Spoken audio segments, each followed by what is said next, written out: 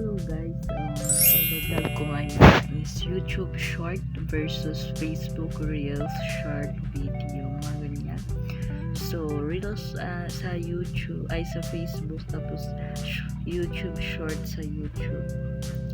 So, best sa experiences ko, syempre, base muna tayo sa experiences.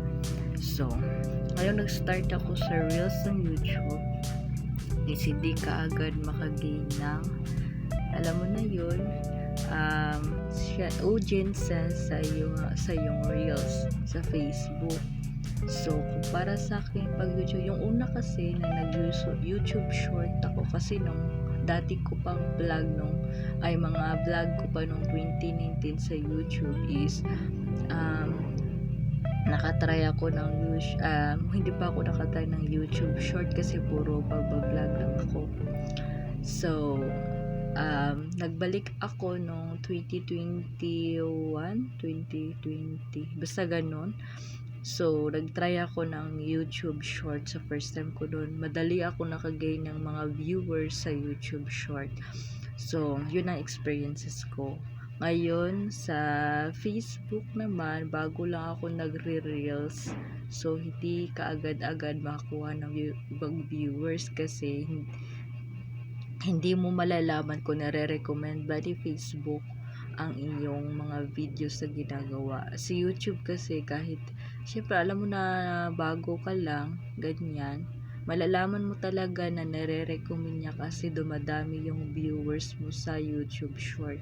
So, ganun talaga yun. Malalaman mo kasi, pagtingin mo pa lang, ba't dumadami na? So, yun yung basihan mo na nare-recommend ng YouTube yung account mo. Sa Facebook kasi, syempre, based on my experience, iba naman yung experiences. So, base to kasi vlog ko to sa experiences ko. Sa Facebook kasi, ngayong bago lang ako, hindi mo masasabi, malalaman kung nare-recommend ba ni Facebook ang iyong mga videos sa Reels, ganyan. Sa YouTube short, makikita ko talaga na may impact siya kasi madali ka lang makagain ng YouTube kasi madaming nanonood din sa YouTube short, 'di ba? So, depende sa iyo kung ano yung gusto mo. Gusto mo na sa Facebook Reels ka lang or gusto mo sa YouTube short ka lang. Nakadepende kung paano mo padamihin yung viewers mo. So, nakabase kasi na ganun. So, sa akin kasi, based on my experiences nga, is mas madami sa akin yung YouTube short rather than Facebook Reels. So, madali lang ako nung first time ko nga mag-upload ng mga shorts sa YouTube. Mas madali talaga siyang dumadami yung viewers sa YouTube short rather than Facebook Reels. Ganun yan siya. So, mas madali yun kasi nire-recommend ni YouTube ang mga videos mo. So, ayan.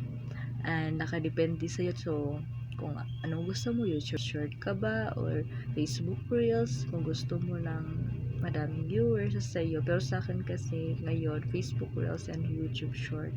So, kung gusto mong itry, kung saan ang gusto mo, so nasa sa'yo din. So, ayan lang. And kung ayaw mo din na mag-start ng pag-YouTube or pag-Facebook Reel, nasa sa'yo din yun. So, para lang to sa mga na kung saan nyo gustong mag-upload ng mga videos nyo.